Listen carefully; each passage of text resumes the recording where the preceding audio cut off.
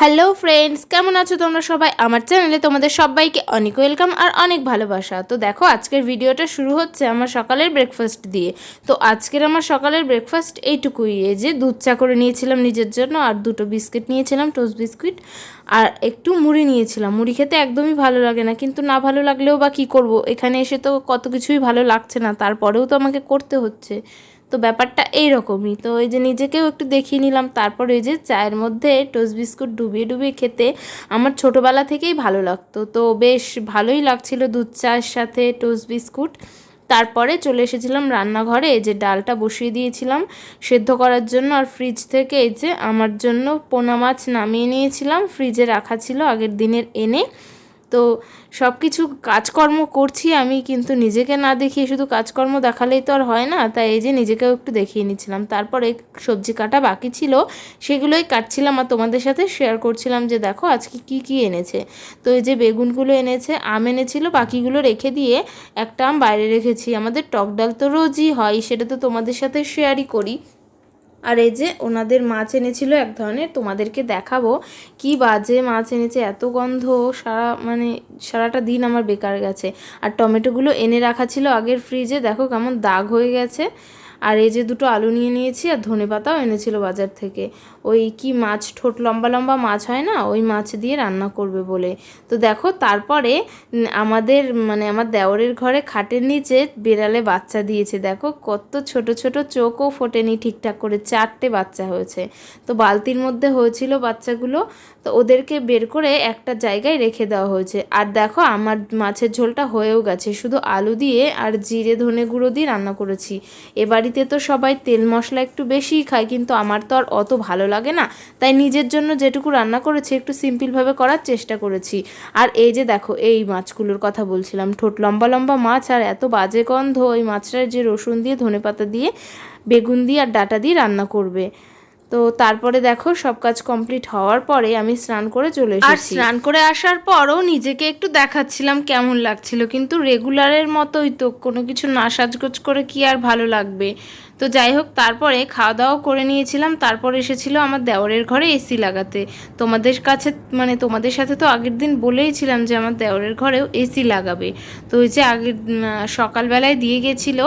এটা হচ্ছে সোমবারের ভিডিও। তো আমি তো ভিডিওটা আপলোড করছি আজকে বুধবার, তো সোমবারের ভিডিও ছিল ওটা। এখন সন্ধেবেলা 7টা বাজে, সন্ধ্যার অনেকটাই পরে। শুয়েছিলাম কিছুক্ষণ, তো এখন উঠলাম। যে বোতলে জল নেই, যাবো জল আনতে, জল তেষ্টা পাচ্ছে। সেই বিকালবেলায় জল খেয়েছি, তারপর আর জলও খাইনি। তো জল তেষ্টা পাচ্ছে, একটু জল খাবো। চলো রান্নাঘরে যাই। শুয়েছিলাম বলে দেখো বিছানাটার অবস্থা ওরকমই আছে। আর কতবার গোছাবো, নিজে একা বাড়িতে থাকলে এরকমই হয়।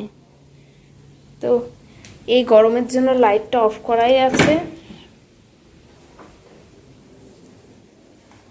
এমন একটা মাছ এনেছে আজকে, তোমাদের তো দেখালামই, রান্নাঘরে ঢুকতে পারছি না, আমার বমি এসে যাচ্ছে। কি করে মানুষ এই মাছ খায়, আমি খালি সেইটাই ভাবছি। ছি, কি গন্ধ! কাঁচা মাছ যখন এনেছে বন্ধুরা, ভাবতে পারবে না এত গন্ধ বেরোচ্ছে। আমি যখন প্লাস্টিক থেকে গামলার মধ্যে ঢালছি, আমার বমি এসে যাচ্ছিল সত্যি, এত বাজে গন্ধ। কি করে মানুষ এসব খায় কে জানে। তোমরা কি খাও এই মাছ বলো তো?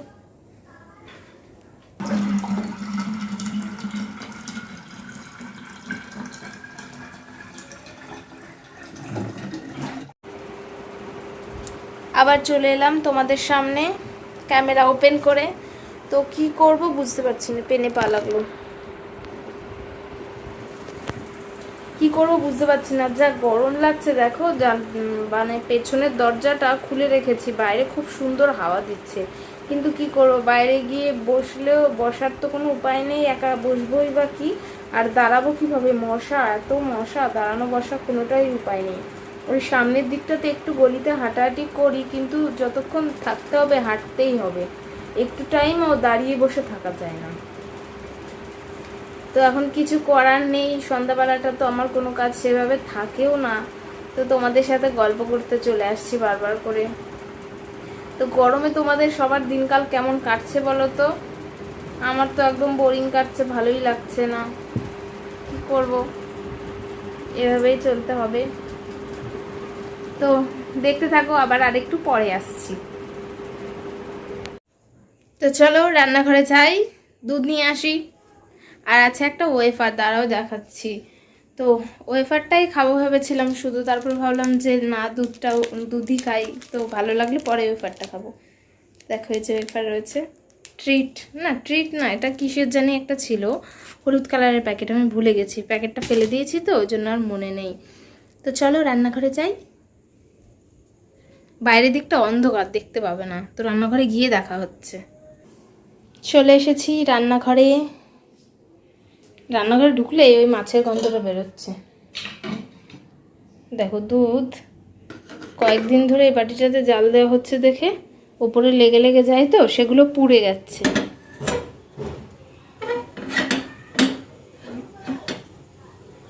তো ব্যাস, এই যে এবার গ্যাসটা জ্বালিয়ে নেব।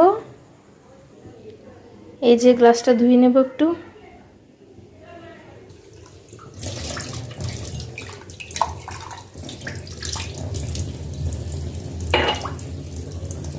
তো এই যে দেখো নিয়েছি, পুরো 1 গ্লাস ভর্তি করে নিয়ে নিই। যেটুকুই নিয়েছি এটুকুই খাবো, আর বাকিটুকু একটু জাল দিয়ে রাখি, না হলে আবার নষ্ট হয়ে যেতে পারে, যা গরম পড়েছে। তো শুধু দুধ না, একটু একটা বিস্কিট নিয়ে নেব। তো অন্য বিস্কিটও আছে, দেখো এই যে কথা বলতে বলতেই চলে এসেছে কোথা থেকে, মানে ভয় লাগে না বলো। তো টোস্ট বিস্কুট নিয়ে নেব, দেখো কোথায় রাখে। একটা টোস্ট বিস্কুট নিয়ে নিই, এর মধ্যে মারি বিস্কুট থাকে। তারপর রাত প্রায় 10টা, তখন বর ফোন করে বলে চাউমিন বা পাস্তা যদি কিছু থাকে ঘরে বানাও। তো সেটাই বানিয়ে নিচ্ছিলাম, আর কিছু শেয়ার করা হয়নি। তো আমার আজকের ভিডিওটা এই পর্যন্ত। এই ভিডিওটা কেমন লাগলো অবশ্যই